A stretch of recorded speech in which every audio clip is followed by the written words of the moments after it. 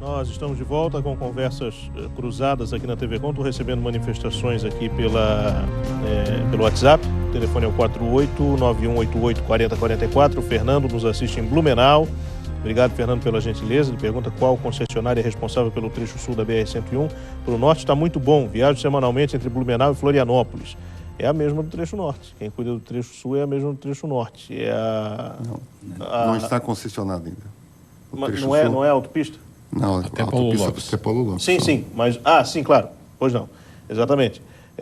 O trecho da obra, que é o trecho que não tem concessão. Não. Mas a relação que eu queria fazer aqui para ele é que nós temos no trecho norte e nesse trecho sul até Paulo Lopes a mesma empresa, que por vezes também já foi questionada por comportamentos e por manutenção diferenciada em um pedaço e em outro. Mas é bem verdade, e muito obrigado pela correção aqui, que o trecho em questão, que é o trecho da obra, não está concessionado ainda.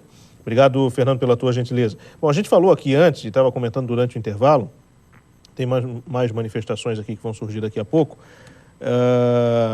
da questão que é muito importante a gente resgatar, que eu fiz ontem a transmissão aqui da cerimônia de abertura da ponte, inauguração da ponte, aqui na TV Com de manhã, e prestei bastante atenção nos discursos, que foram curtos, foram breves, mas eu ouvi pouco se falar na questão da infraestrutura, do quanto a ponte ajuda na infraestrutura e em questões infraestruturais de uma maneira mais aprofundada. Eu ouvi o pessoal falar muito, assim como o Beto também já falou aqui comigo no intervalo, também prestou atenção nisso, de que se falou muito no atrativo turístico, né? A ponte é bonita para bater foto, vai movimentar o turismo, etc., mas pouco se falou do quanto vai interferir, e positivamente, muito provavelmente, na questão do transporte, na questão da movimentação de produtos produzidos naquela região ou destinados àquela região. É um questionamento que eu faço o seguinte, o que eles querem fazer? Um atrativo turístico? Para atrair turista? Eu acho que se tu pegar para fazer... Porque para fazer a ponte, se eu estiver errado, por favor, se vocês são técnicos, me corrijam. Mas para fazer uma ponte comum, uma ponte normal, vamos dizer, em condições normais, como tem as pontes das rodovias aqui fora do país, sem ser estaiada, sem ser aquela tecnologia toda, em curva, não sei o que mais, Claro que ficou muito bonita, ficou linda, iluminada, ficou... Mas assim, na minha opinião, se fosse para fazer essa obra, para ter como um atrativo turístico, para arrecadar, para arrebanhar turista, com muito menos dinheiro, a nossa região tem muita beleza natural, que atrai muito mais turista. E não precisaria estar agredindo, não precisaria estar construindo, não precisaria estar botando concreto. Nós temos belezas naturais que não tem acesso, não tem rua, não tem, tudo esburacado. E aqui na nossa região não precisamos de construir atrativo turístico. Nós precisamos só de dar condição de o turista visitar os nossos naturais. Nós estamos cheios de atrativos naturais. Desde aqui de Florianópolis, desde a região de... Nós somos privilegiados aqui na nossa região. Se vocês pegar a região onde está feita a ponte ali, nós temos um farol de Santa Marta, temos uma Galheta, temos uma Praia da Teresa, temos uma laguna, temos infinitos ali, a Serra, Tubarão. Nós temos uma infinidade de pontos turísticos que não tem infraestrutura, não tem acesso. Então, acho que seria muito mais barato, tu conseguiria contemplar muito mais regiões, fomentava muito mais regiões espalhadas ali em torno da ponte, do que tu nada contra... agora, eu não sei qual é o interesse. E talvez, como foi comentado aqui também, com esses 770 milhões aí, que foi declarado que foi gasto na ponte, quantas outras obras talvez poderia ter sido concluída? Beto, eu acho que o importante, a ponte está concluída, ela é uma obra importante, ela vai ajudar bastante, vai resolver o gargalo daquela região. Eu acho que agora nós temos que concentrar os esforços para resolver os outros gargalos. Com certeza. Nós temos, por exemplo, aí o túnel do morro, aqui que tem a questão indígena. Sim, Morro dos Cavalos, acho que é uma obra extremamente necessária. E eu acho que tem um pilar da passarela no meio da pista? Exatamente. Nós temos que concentrar esforços para resolver a questão da FUNAI, que é a FUNAI que está impedindo a construção desses túneis. Os túneis são orçados em 650 milhões, então muito investimento deve ser feito ainda. Uma outra questão que nós temos que nos preocupar é com a concessão provável do trecho sul da rodovia. Nós temos que trabalhar para que a concessão seja feita somente para pagar a operação e a manutenção da rodovia, e não para pagar o investimento que a sociedade catarinense e a sociedade brasileira já pagou. Então, isso que nós temos que trabalhar. Então, a obra está concluída, é uma obra importante, vamos olhar para frente. O que nós devemos, como sociedade economicamente importante no sul brasileiro, as entidades têm que estar unidas junto com a classe política para resolver as questões que ainda persistem naquela importante rodovia. Então, eu acho que seria interessante nós unirmos forças para resolver essas questões.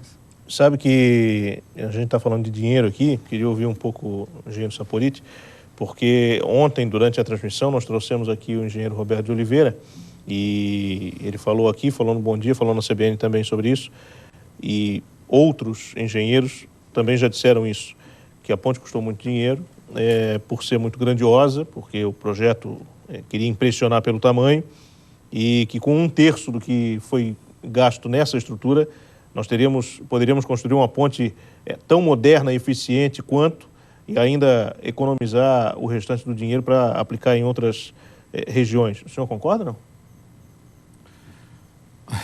É um assunto realmente muito delicado para se tratar.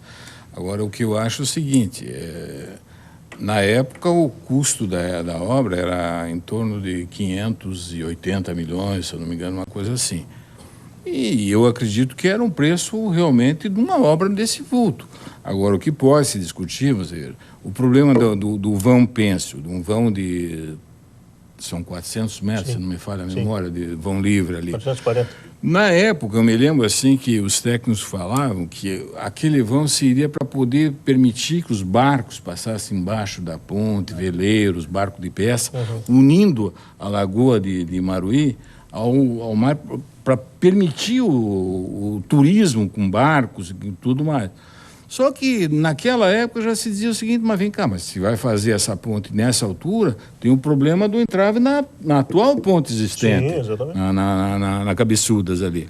A ponte, tanto a rodoviária como a ferroviária que está lá. Por isso que eu coloquei no começo do programa, da minha primeira intervenção, que eu não me conformo que ela não foi projetada para ser rodoferroviária, que isso implicaria num custo ligeiramente superior ao que foi investido. Sim. E estaria resolvendo os dois problemas, né? Quer dizer, hoje nós vamos estar com essa ponte nessa altura, que é uma belíssima obra, sem dúvida nenhuma, não discuto esse assunto, só que aquela ideia que colocavam na época, que era problema ambiental, problema de turismo, de passar com os barcos, não vai continuar existindo. Né? Bom, até porque também não teria calado ali, né? Mas o calado você resolve, né? Com dragagem e tal, você vai resolvendo. Agora, o problema da transposição com veleiro, como é que vai transpor ali? Não tem como. Agora, Felipe, outra questão importante também é que nós, na Federação das Indústrias, defendemos a intermodalidade, né? Então, nós não podemos depender só desse modelo rodoviário. Então, é importante, como o engenheiro Saporiti colocou, a previsão de fazer a ferrovia litorânea. Com certeza. Ela é extremamente importante, ela vai ligar os 5 portos tão importantes aqui em Santa Catarina, e ela precisará estar ligada à malha ferroviária nacional. Isso vai ser um outro indutor de desenvolvimento da economia catarinense. Santa Catarina pode ser o maior centro logístico do país, nós temos condições, nós temos belos portos em Santa Catarina. Aliás, entre os 8 melhores portos brasileiros, 4 portos são catarinenses. Nós temos que explorar esse potencial, nós temos que desenvolver a cabotagem, nós temos que usar o transporte ferroviário e aliviar um pouco o transporte rodoviário. Então, eu acho que essa questão da intermodalidade é extremamente importante, se fazer um planejamento para que se possa, então, usar todo esse potencial que o nosso Estado tem condições de oferecer. Nelson. Essa seria a minha palavra, Mário. Principalmente que a exploração dos modais, principalmente marítimo. Hoje, você acabou de colocar que nós temos os 4 melhores portos do Brasil. Entre 8, 4... São catarinenses. São catarinenses. Agora, faço a pergunta, existe a convergência entre eles? Eles se comunicam? Existe algum método que esses portos consigam trabalhar? Não tem. Só para você ter ideia, o Plano Nacional de Logística de Portos está prevendo aqui para Santa Catarina, os nossos portos, navios de 300 metros de comprimento, que comportam em torno de 8 mil TEUs. Mas os armadores estão mostrando que no mundo moderno e para a região do sul, da América do Sul, a previsão são navios de 366 metros para 14 mil TEUs. Então, o próprio Plano Nacional Logística Portuária está com equívoco. Então, nós precisamos corrigir imediatamente isso, porque nós precisamos de calado de 15 metros, precisamos, então, de baías de evolução compatível com os novos navios que aportarão aqui em Santa Catarina. Senão, nós vamos perder carga para o Paraná e vamos perder carga para o Porto do Rio Grande. Então, Santa Catarina tem que se mobilizar para explorar ao máximo esse potencial que é extremamente generoso com o nosso Estado. E nós não podemos perder essa oportunidade de trazer esse centro logístico para Santa Catarina. Dentro disso que o Mário colocou agora, também queria colocar o seguinte: a própria presidente, na inauguração da ponte, ela fez referência ao o programa de investimento em logística do governo federal, onde Santa Catarina, segundo a presidente, vai ser contemplado com a concessão de algumas rodovias que são extremamente importantes para Santa Catarina, caso da BR-470, da 280 e da 282. Só que eu acho que a sociedade catarinense, Mário, agora tem que começar a analisar melhor esse assunto. Porque, nesse primeiro programa que foi lançado, que é para 2015, ele está favorecendo mais o estado do Paraná e do Rio Grande do Sul do que Santa Catarina. Ele está sendo concessionado nessa primeira etapa a BR-153, que vem de União da Vitória e vai até Concórdia. Aí ali de Irani. De Irani até Chapecó, que é a BR-282. Isso é que está sendo concessionado. Isso é uma passagem dos nossos transportes para os portos de ou Paranaguá ou do Rio Grande. Através da BR-476. Quando nós, catarinenses, precisamos, na verdade, é uma rodovia transversal do nosso estado, que é a BR-282 e a 470, que também entrou nesse programa, só que uma prioridade 2 ou 3 ou 4. Então, isso é que eu acho que nós temos que nos unirmos no sentido de trazer isso para a primeira etapa do programa. Nós agora, ainda a Federação das Indústrias fez agora recentemente um trabalho sobre a BR-282 lá no oeste de Santa Catarina. O trecho que vai de Ponte Serrada até São Miguel do Oeste, que é um trecho importantíssimo para a nossa economia, por lá trafegam hoje 1.100 carretas diárias de 30 toneladas só no agronegócio, na agroindústria, para atender a agroindústria, mais o transporte normal da região. E a estrada está em caráter deplorável, como mostra o estudo que a Federação das Indústrias fez agora. Então, esse segmento, penso eu, pelo menos, Mário, que é um segmento que tem que ser incluído na primeira etapa do PIL, desse Programa de Investimento em Logística. Nessa questão, a Federação já se antecipou, nós marcamos uma audiência com o ministro dos Transportes, infelizmente essa reunião foi transferida, provavelmente se dará agora no segundo semestre, mas nós já fizemos um ofício solicitando, então, a duplicação de Irani até a 116 e toda a duplicação da 470.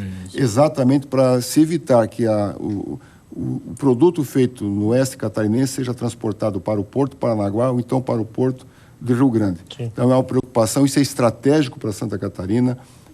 O nosso fórum parlamentar já entendeu a importância dessa solicitação, então nós estamos aguardando a promessa do ministro nos receber para que nós possamos, então, pessoalmente explicá-lo que é fundamental para Santa Catarina ter incluído na primeira etapa do PIL 2 essas obras que são por nós referendadas.